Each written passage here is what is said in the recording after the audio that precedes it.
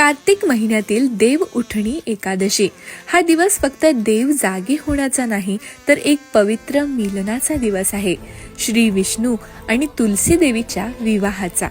एकेकाळी समुद्रातून जन्मलेला असुर राजा होता जालंधर. त्याची पत्नी होती वृंदा, अत्यंत पतिव्रता आणि भगवान विष्णूची महान भक्त.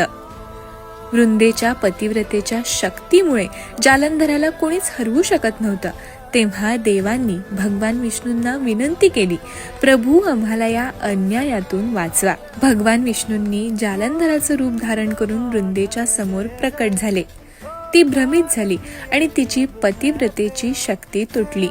त्याच क्षणी भगवान शिवांनी जालंधराचा वध केला. सत्य कळल्यावर वृंदेने दुःखाने विष्णूंना शाप दिला, तू दगड बनशील.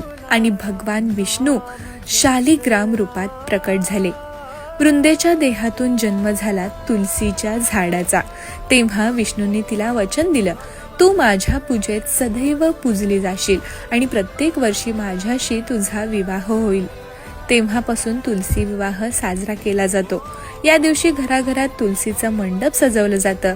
मंगलाष्टकाच्या ध्वनीने वातावरण भक्तिभावाने भरून जातं. हा दिवस आपल्याला शिकवतो की खरी भक्ती आणि निष्ठा कधीच व्यर्थ जात नाही.